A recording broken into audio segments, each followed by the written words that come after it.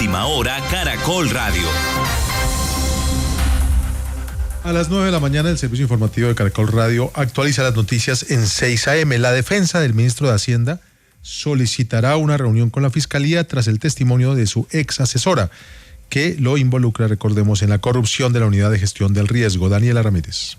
El abogado Mauricio Pava, defensor del ministro Ricardo Bonilla, busca una reunión con la Fiscalía Delegada ante la Corte Suprema de Justicia para revisar la investigación en su contra, luego de que se filtrara la declaración de la exasesora María Alejandra Benavides, que incriminó fuertemente al ministro de Hacienda. Recordemos que ella ante la Fiscalía aseguró que el ministro Bonilla conocía y direccionaba millonarios contratos por el orden de 92.000 millones de pesos para regiones como Saravena, Cotorra y el Carmen de Bolívar, recursos que salían de la Unidad de Gestión del Riesgo y eran entregados presuntamente como sobornos a congresistas a cambio de que votaran en favor de proyectos del gobierno. Dice la defensa que nunca se desembolsó la millonaria suma correspondiente a esos contratos.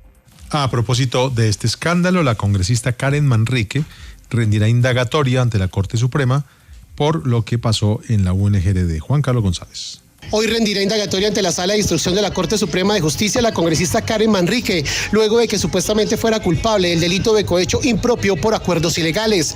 La congresista, que fue miembro de la Comisión Interparlamentaria de Crédito Público y según las pruebas reunidas por la Corte, habría aceptado emitir conceptos respecto de operaciones de crédito público presentadas por el Ministerio de Hacienda a cambio de contratos en la Unidad Nacional para la Gestión de Riesgo de Desastres. Tenemos registro de combates recientes en la zona rural de Puerto Guzmán, esto es en el departamento de Putumayo, entre grupos armados ilegales y el ejército. Se habla preliminarmente de 8 muertos. María Fernanda de la Torre. Se trata de enfrentamientos entre el frente Raúl Reyes de las disidencias que lidera alias Calarcá y comandos de frontera representados por Walter Mendoza en la mesa con el gobierno. El alcalde de Solita, Caquetá, Camilo Gutiérrez, confirmó a Caracol Radio 8 muertos. En la noche de ayer al municipio de Solita llegaron 8 cadáveres de personas que fallecieron en el municipio de Puerto Guzmán. Se encuentran en la morgue municipal. Se habla de que luego de los combates entre grupos armados hubo enfrentamientos con tropas del ejército. Sin embargo, no se tienen cifras oficiales por parte de las autoridades. Hoy se presentaría la ponencia de reforma tributaria tan importante para el gobierno. Luis Enrique Hurtado. El gobierno nacional considera clave fundamental la aprobación de la ley de financiamiento o reforma tributaria que aportaría 12 billones de pesos para financiar el presupuesto de 2025, que será expedido por decreto y podría estar por el orden de 523 billones de pesos. El ministro de Hacienda, Ricardo Bonilla, se reunirá con los ponentes de la reforma tributaria para ultimar los detalles de esta iniciativa, que comenzará su discusión en las comisiones económicas del Congreso. Sin embargo, el ambiente no es el mejor para la aprobación de esta reforma tributaria que aportará 12 billones de pesos. Gracias, Luis Enrique. Juliette Rivero es la representante de la ONU Derechos Humanos en Colombia. Hoy está destacando los esfuerzos del gobierno para sacar adelante la reforma rural integral. Nos informa Cristina Navarro.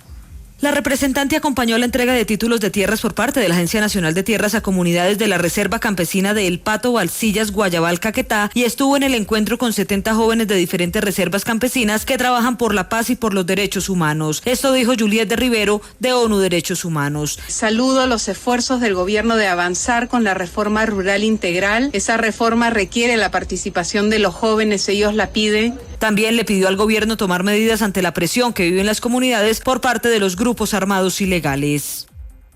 En San Andrés a esta hora hay fuerte temporal, vientos, lluvias, pero también la isla está lista para recibir la 4ª edición del Foro SILAC, el mayor encuentro de política, ciencia y tecnología en América Latina y el Caribe. Nos informa Víctor Parra. Desde hoy y por 3 días, la isla será el escenario donde gobiernos, universidades, empresas y medios se reúnen para debatir y planificar un futuro sostenible basado en la innovación y la integración tecnológica. En otras actividades destacadas de las regiones, mañana en la Universidad Autónoma de Occidente, en Cali, premiará a los 15 jóvenes de la Hackathon Jóvenes Programadores por sus propuestas para el desarrollo de aplicativos de comercio electrónico y gestiones logísticas. También mañana empieza Cauca Sabe a Paz, con más de 50 restaurantes que se vincularon a la apuesta de la gobernación del Cauca. El miércoles se va a celebrar el Día de la Araucanidad, con lo que se da inicio a las fiestas patronales de Santa Bárbara en el departamento de Arauca. Y entre el miércoles y el sábado, Leticia será el escenario del Festival Internacional de Música Popular Amazonense Pirarucú de Oro 2024. Durante labores de patrullaje, la policía logró frustrar un hurto a una bodega de San Andresito de San José, en Bogotá, esto es la localidad de Los Mártires. Karen Guerrero.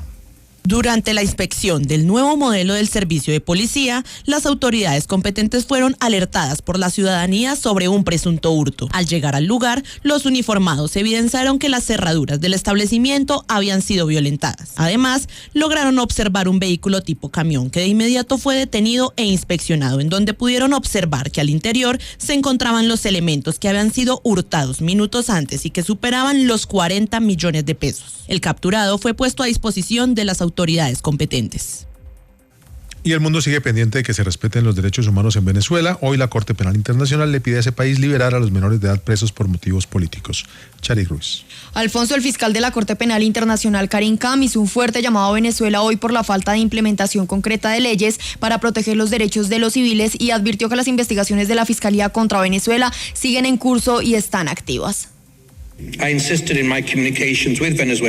Insistí en mis comunicaciones con Venezuela en la necesidad de proteger los derechos civiles, incluidos los niños, que deben ser liberados si están detenidos por motivos políticos o cualquier persona que protesta pacíficamente.